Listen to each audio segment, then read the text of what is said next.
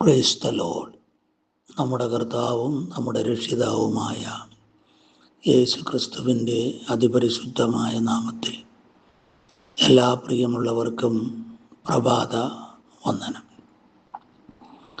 2 ദിനവൃത്താന്തം 24 അധ്യായം 15 വാക്യത്തിൽ യഹോയാദാ പുരോഹിതനെ കുറിച്ച് ഇപ്രകാരം ഒരു പ്രസ്താവന നാം വായിക്കുന്നു.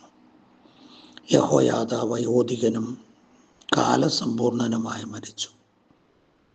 മരിക്കുമ്പോൾ അവന് 130 വയസ്സായിരുന്നു.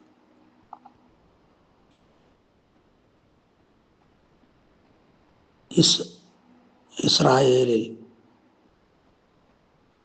യഹൂദ രാജ്യത്ത് യോവാശ് രാജാവായിരുന്ന കാലത്ത് യോവാശിൻ്റെ ആരംഭ കാലഘട്ടങ്ങളിൽ യഹോയാദാ പുരോഹിതനാണ് യോവാശിനെ നയിച്ചത്.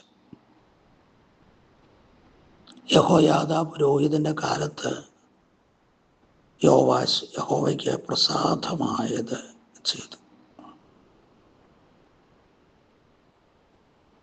യഹോയാദാ പുരോഹിതൻ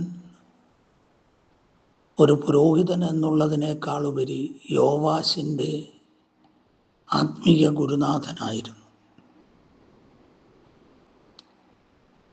യഹോയാദാ പുരോഹിതനെ കുറിച്ച് പറയുന്ന വാക്ക് 16 വാക്യത്തിൽ പറയുന്നു, അവൻ ഇസ്രായേലിൽ ദൈവത്തിൻ്റെയും അവൻ്റെ ആലയത്തിൻ്റെയും കാര്യത്തിൽ നന്മ ചെയ്തിരുന്നു എന്നുള്ളതാണ്.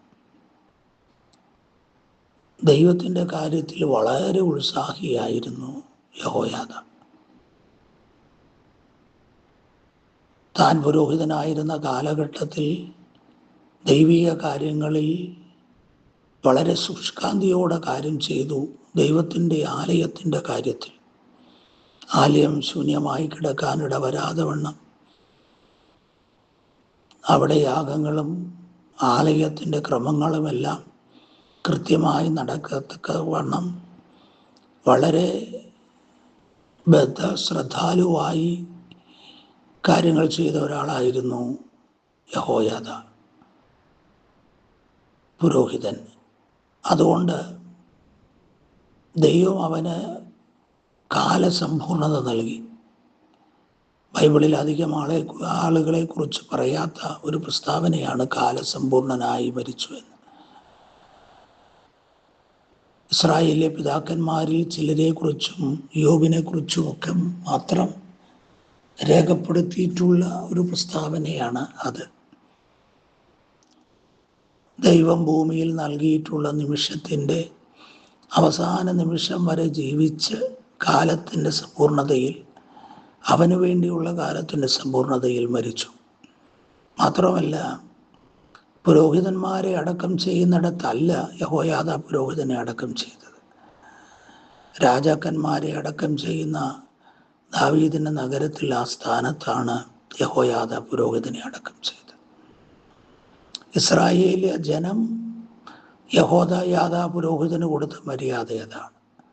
ദൈവം കാലസമ്പൂർണതയും വയോധിക ഭാവവും നൽകി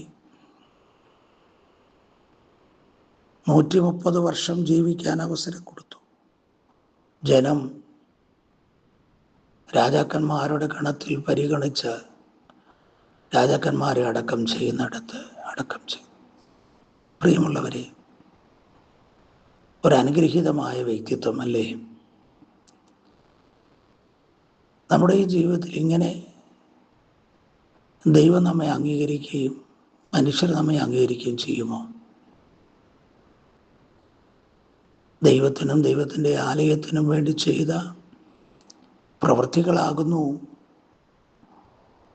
യഹോയാദാ പുരോഹിതൻ ഇപ്രകാരം മാനിക്കപ്പെടാൻ കാരണമായത്. ദൈവത്താൽ അംഗീകരിക്കപ്പെടാൻ കുറുക്ക് വഴികളില്ല കേട്ടോ.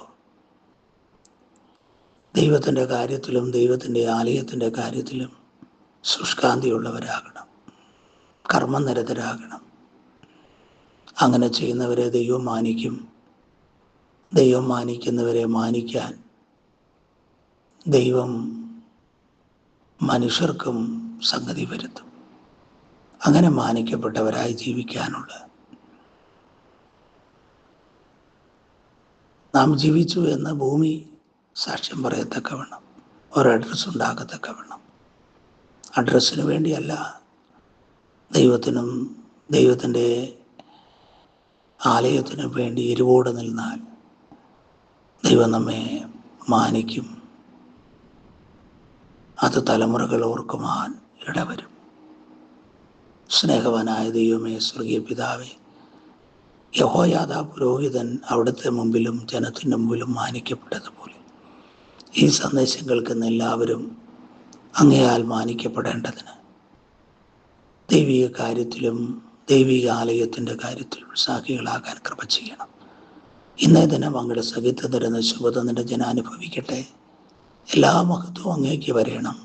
യേശു ക്രിസ്തുവിൻ നാമത്തിൽ സ്വർഗീയ നല്ല പിതാവേ, ആമേൻ, ആമേൻ, ആമേൻ. കർത്താവ് നിങ്ങളെ ഓരോരുത്തരെയും ധാരാളമായി അനുഗ്രഹിക്കുമാറാകട്ടെ.